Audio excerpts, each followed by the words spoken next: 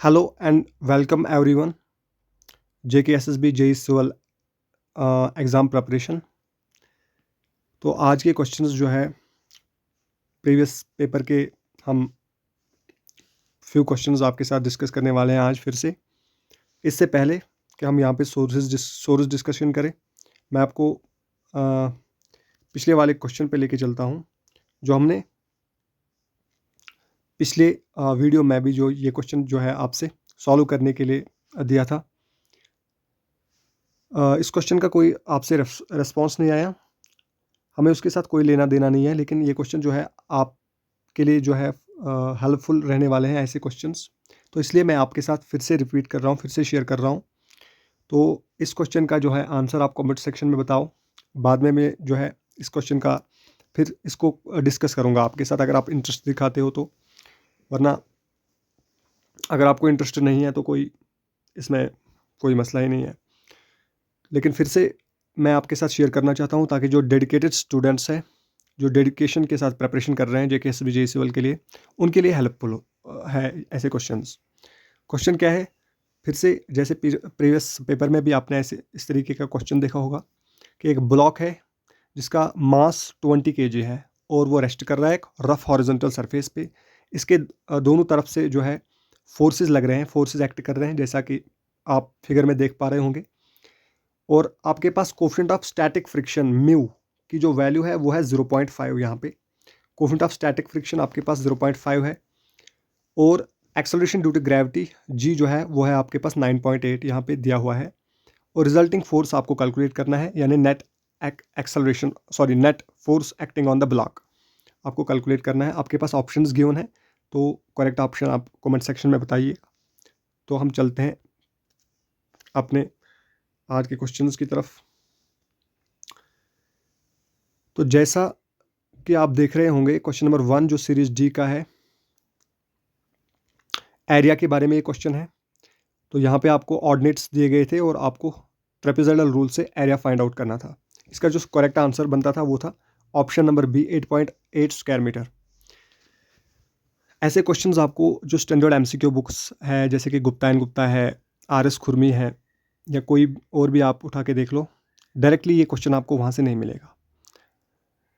लेकिन वहाँ पे जो हमारे पास एरिया कैलकुलेट करने की या वॉल्यूम कैलकुलेट करने के बहुत सारे रूल्स हैं, फार्मूलाज हैं, वहाँ पे आपसे वो पूछता है, वो फार्मूलाज लेता है। मेथड्स के बारे में जो है थ्योरेटिकल क्वेश्चंस पूछता है। लेकिन ऐसे जो ये न्यूमेरिकल इसने स्पेशली बनाया है, फ्रेम किया है इसने, जिसमें आपको ट्रेपेजोइडल रूल से एरिया फाइंड आउट करना है। तो ऐसे क्वेश्चंस आपको सिमिलर क्वेश्चंस, मतलब एग्जैक्ट क्वेश्चन तो नहीं मिलेगा, लेकिन इस तरीके के क्वेश्चन जो है आपको गेट PYQs और ESE PYQs में मिलेंगे, लेकिन वहाँ पे थोड़े से लेंथी होते हैं। जैसे यहाँ पे इसने खाली आपसे 3 ऑर्डिनेट्स यहाँ पे इसने आपको दिए हैं, लेकिन वहाँ पे बहुत सारे ऑर्डिनेट्स हमारे पास 10-12 ऑर्डिनेट्स हमें गिवन होते हैं और वहाँ पे हमें एरिया फाइंड आउट करना होता है। ऐसे क्वेश्चंस आपको ESE PYQs and GATE PYQs में देखने को मिलेंगे, आप वहाँ से प्रैक्टिस कर सकते हो। लेकिन इसने चूँकि JEE लेवल का एग्ज़ाम है तो इसलिए इसने थोड़ा सा शॉर्ट करके यहाँ पे क्वेश्चन फ्रेम किया है। तो ये आप देख पा रहे होंगे, तो ये क्वेश्चन जो है इसने यहाँ मतलब ESE एंड गेट PYQs के जो इस तरीके सिमिलर क्वेश्चंस आते हैं वहाँ से फ्रेम किया है। तो मैं आपके सामने एक इसी तरीके का नया क्वेश्चन जो है आपके सामने रख रहा हूँ, क्योंकि अभी पैटर्न के हिसाब से जैसे उसने यहाँ पे ट्रेपेजोइडल रूल से आपसे एरिया पूछ लिया है, हो सकता है अगले एग्जाम में वो सिम्पसन्स रूल से पूछे या किसी और रूल से पूछे। तो आप क्या कर सकते हो, आप खुद से जो है इन मेथड्स के ऊपर खुद से आप फ्रेम कर सकते हो इस तरह के न्यूमेरिकल्स, जहाँ पे इस तरह की प्रॉब्लम्स आप फ्रेम कर सकते हो जिसमें आपको एरिया कैलकुलेट करना है। तो ये आपके लिए जो है सबसे बेस्ट वे है। तो जैसे मैं आपके सामने ये क्वेश्चन लेके आया हूँ, आपके पास इसी तरह से कंसेक्यूटिव ऑर्डिनेट्स दिए गए हैं, यानी लगातार जो है हमने ऑर्डिनेट्स लिए हैं एक एरिया में 0.5 metre, 1.5 metre, 1 metre and 2 metre. तो ये ऑर्डिनेट्स दिए गए हैं, आपको यहाँ पे एरिया निकालना है, सिमिलर जैसे इस क्वेश्चन में है। इसी तरह से यहाँ पे भी आपको एरिया फाइंड आउट करना है, मगर सिम्पसन्स रूल, वहाँ पे आपको ट्रेपेजोइडल रूल से निकालना था, यहाँ पे मैंने यहाँ पे सिम्पसन्स रूल से जो है एरिया कैलकुलेट करने के लिए पूछा है आपसे।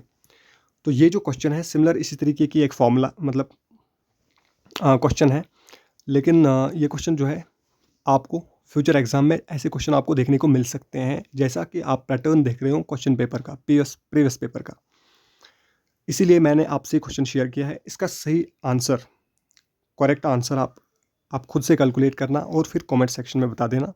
अगले वीडियो में हम डिस्कस करेंगे।